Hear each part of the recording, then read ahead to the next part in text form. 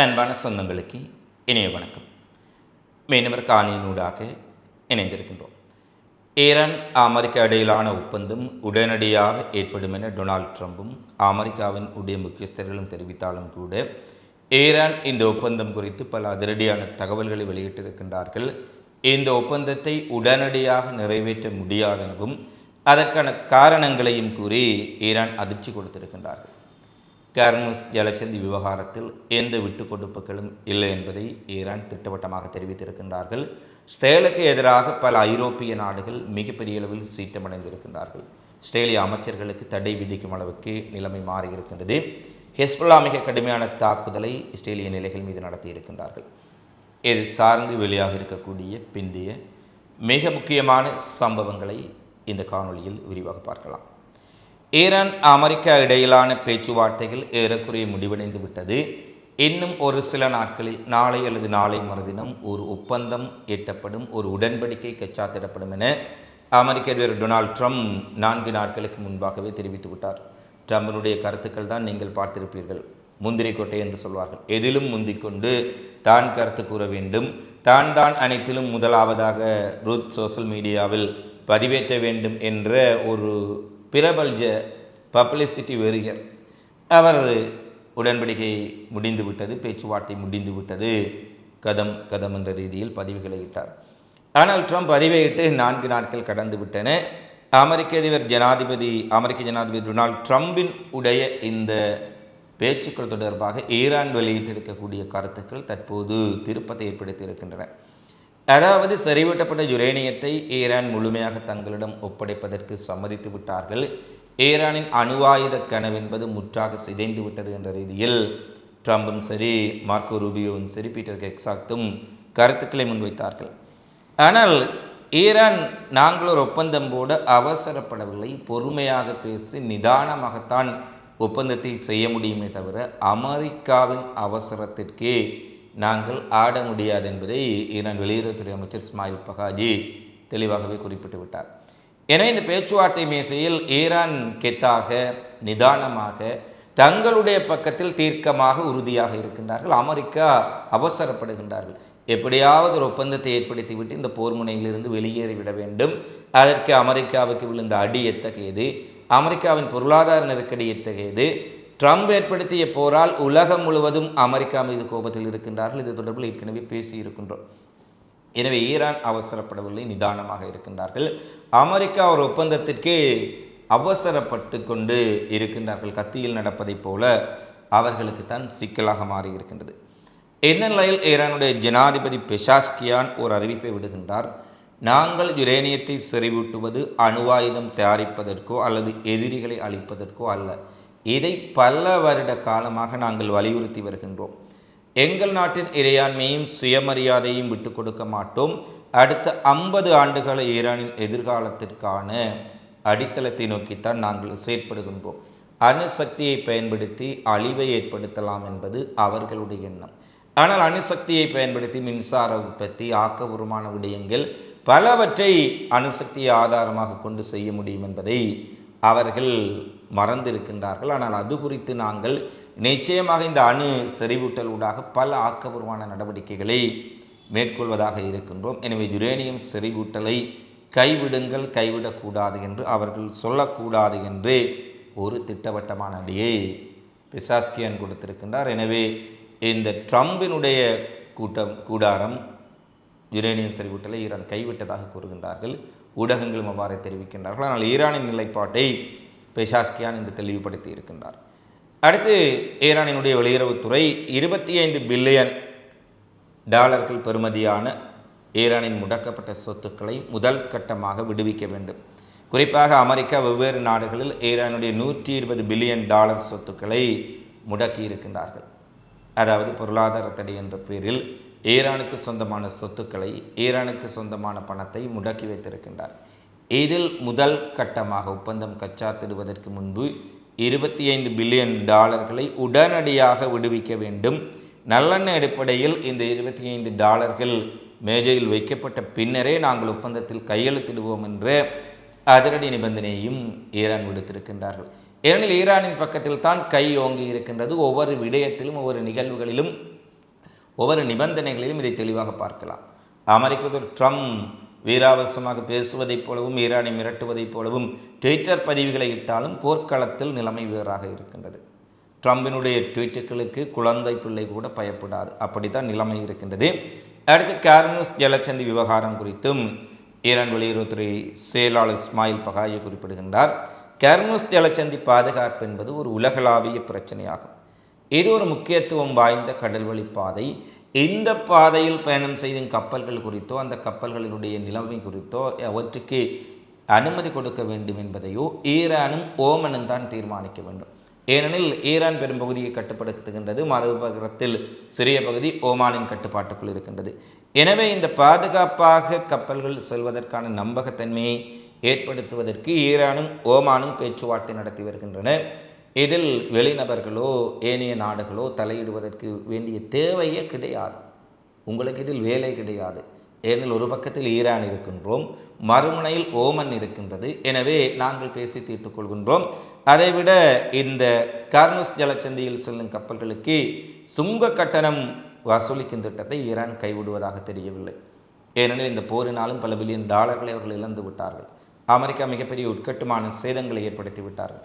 எனவே அவற்றை ஈடு செய்வதற்கு இந்த கார்முஸ் ஜலசந்தியினூடாக சுங்க கட்டணம் வசூலிக்க வேண்டும் என்பதில் ஈரான் மிக தீவிரமாக இருப்பதை பார்க்கக்கூடியதாக இருக்கின்றது.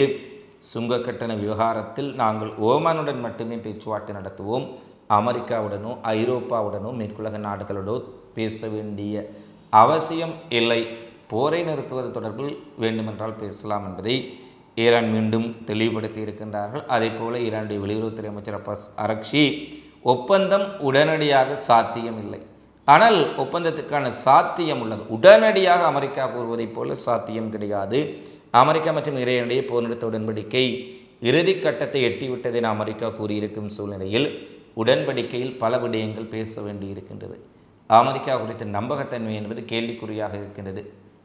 எனவே அனைத்து விடயங்களிலும் தீர்க்கமான தெளிவான உறுதியான ஒரு வரைவு ஃபைனல் டிராஃப்ட் கொண்டு வரப்பட்ட பின்னரே இதில் நாங்கள் கையொப்பமிடுவோம்.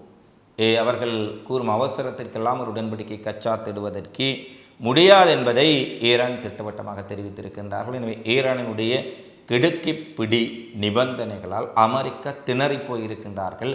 அமெரிக்காவை ஈரான் திணற வைத்து கொண்டிருக்கின்றார்கள். போரில் மட்டுமல்ல, இந்த சமாதான பேச்சுவார்த்தையிலும் மிகப்பெரிய அளவில் அமெரிக்காவை லாக் செய்திருக்கின்றார்கள் என்பதை பார்க்கக்கூடியதாக இருக்கின்றது. அடுத்து இஸ்ரேலுக்கு எதிராக உலகம் முழுவதும் மிகப்பெரிய கண்டனம் எழுந்திருக்கின்றது. ஏனெனில் காசா மக்களுக்கு மனிதாபிமான உதவிகளை கொண்டு சென்ற பிரான்ஸ், பிரிட்டன், ஸ்பெயின், அமெரிக்கா உள்ளிட்ட நாடுகளை சேர்ந்த மனிதாபிமான பணியாளர்கள் 50 முதல் 60 படகுகளில் ஃப்ளோட்டிலா சென்றபோது அந்த மனிதாபிமான பணியாளர்கள் அவர்கள் ஆயுததாரிகளோ அல்லது எந்த விதமான ஆயுத இயக்கங்களை சேர்ந்தவர்களோ கிடையாது.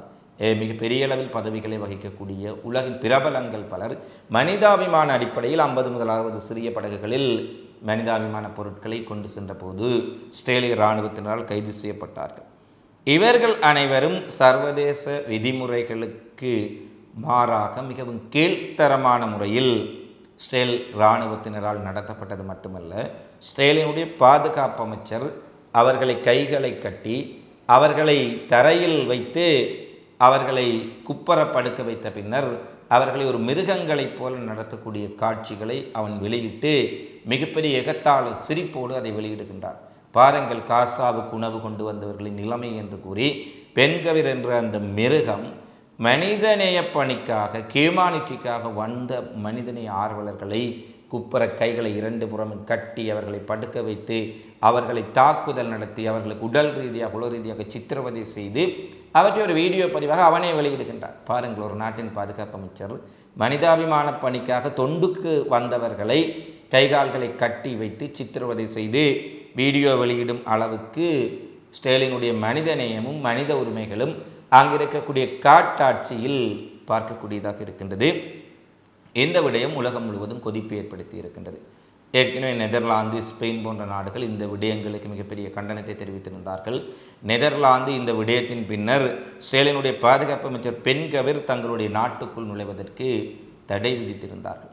தற்போது பிரான்சின் உடைய வெளியுறவுத்துறை அமைச்சகமும் ஒரு விடயத்தை குறிப்பிட்டிருக்கின்றார்கள்.